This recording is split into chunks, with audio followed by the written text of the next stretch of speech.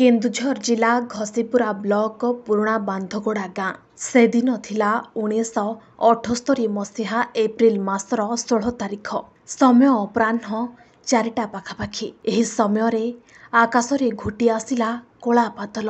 क्रमशः यह घनीभूत होई घूर्णी बात्यार रूप नेला। निमिषक मध्यरे घूर्णी बात्या प्रलयंकारी रूप धारण कला। केही किछि बुझिबा पूर्वरु गछ लता गाई गोरु और मनीष मानू आकाश को उड़े नेला। गाँवर 120 घर माटी रे मिसीगला। क्षणिक मध्यरे 178 जन लोकंक सह 700 गृहपालित पशुंक जीवन चलीगला। गाँ सते जेमिति श्मशान रे परिणत होईगला। 1978 मसीहा जो घूर्णिबात आई मुझे आफेक्टेड होते आम छोट होती 20-21 वर्ष आफेक्टेड होती तो 46-47 वर्ष गला तेणु से सब जिन बात्यार तो से कथा कहला बेलू देह शीते उठुची।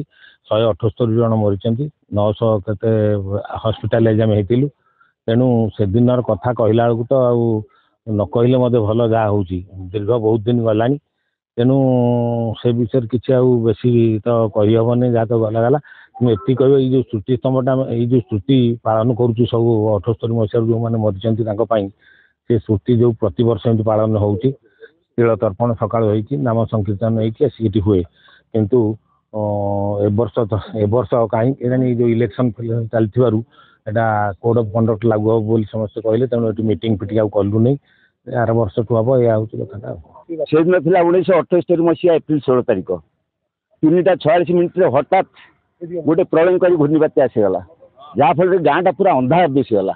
आम जापारे एमती कहीं मो पाखे मो छोट छोट भौणी दुटी थे मुझे घर पठेगी गोटे दुकान पाखे रहीगली किंतु 3 मिनिट भितर प्राय कौन होगला मुझे जापारे मोर होश नाला मत पानी ढाड़ी होश कले देखा मो पाखे 4-5टा शव भी पड़ा दुख लगे से दिन मन पड़े किंतु एमती आम पालन चली 46 वर्ष है गाँव प्राय ता भर बहुत लोक नामी दामी पर्सन पलैले किंतु जाऊ ये छुआ मान अनुरोध करूँ से सबुदिन एमती पालन करूँ गाँव से स्मृति सब मन रखी था।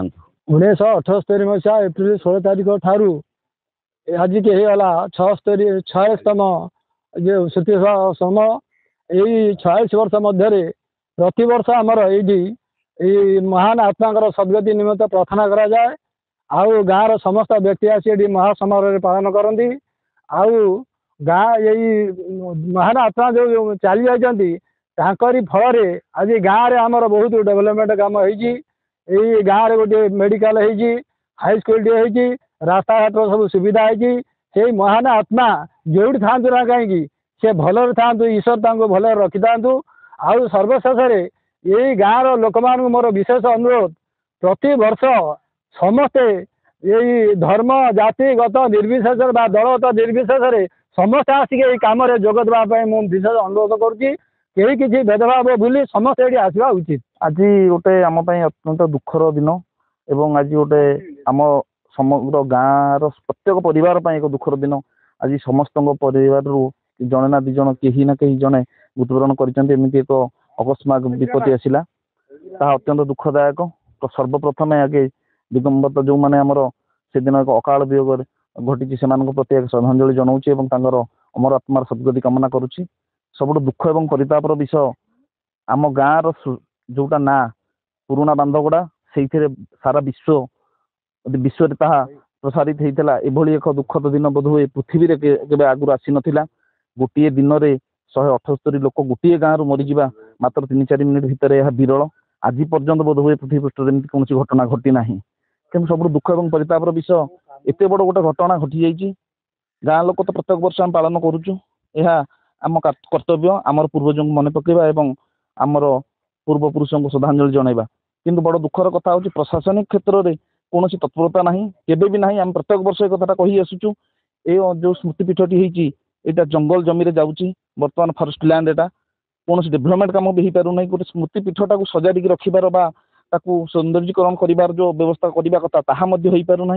आज गणमाध्यम माध्यम ग्रामवासी तरफ नवेदन रही प्रशासन अधिकारी को दयाकोरी आम तो बारंबार कहूँ कि सुफल मिलूना तथापि आउ थे आजिका दिन में आम अनुरोध करूँ जे निश्चित भाव में या प्रति दृष्टि देवे एवं स्मृतिपीठ को केमती उन्नतीकरण करा प्रति टिके दृष्टि रखिए एवं यही आज दिवस रे आगामी युवपीढ़ी की गोटे अनुरोध रमती स्मृति चालना चली था कारण आमर पूर्वज मैंने यहाँ करी आसी आमे मध्य करबा यह आम कर्तव्य। केवल पुराणा बांधगोड़ा ग्राम नुहे ଏହି घूर्णिबात्या निकटस्थ करड़ामाली निर्दा तिगिरिया बिलाबंध आदि गाँवर मध्य क्षति घटाइथिला।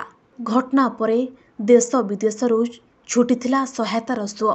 अकाଳରେ प्राण हराइथिबा लोकंकर गाँ मुंडरे समूह दाह संस्कार करागला। ସେହି ସ୍ଥାନରେ ସ୍ଥାପିତ ହେଲା ଏକ ସ୍ମୃତିସ୍ତମ୍ଭ। ସେହି ଅବିଶ୍ୱସନୀୟ ଘୂର୍ଣ୍ଣିବାତ୍ୟାକୁ ଆଜି ପୂରିଛି 46 ବର୍ଷ। ଏବେ ବି ମୃତକଙ୍କ ସ୍ମୃତିରେ ସ୍ମୃତି ସ୍ତମ୍ଭ ପାଖରେ ଠିଆ ହୋଇ ବାହୁନି ବାହୁନି କାନ୍ଦୁଛନ୍ତି ପରିବାର।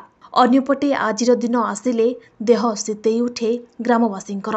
ଏହି ଦିନରେ ଭଗବାନଙ୍କୁ ସମସ୍ତେ ଏକତ୍ରିତ ହୋଇ ପ୍ରାର୍ଥନା କରିଥାନ୍ତି ଏଭଳି ବିପଦ କାହାରିକୁ ନ ଦେବାକୁ। ଏତେ ବଡ଼ ଦୁର୍ଘଟଣା ପରେ ପୁରୁଣା ବାନ୍ଧଗୋଡ଼ା ଗାଁରେ ଅନେକ ପରିବର୍ତ୍ତନ ଆସିଛି। ହେଲେ ଏପ୍ରିଲ ମାସ 16 ତାରିଖ ଆସିଲେ ଏବେ ବି ନିଜ ଲୁହକୁ ସମ୍ଭାଳି ପାରନ୍ତିନି ପ୍ରତ୍ୟକ୍ଷଦର୍ଶୀ। ଘସିପୁରରୁ ଗତିକୃଷ୍ଣ ଭୂୟାଙ୍କ ରିପୋର୍ଟ, ନୀଳାଦ୍ରିଶ ମିଡିଆ ଲାଇଭ୍।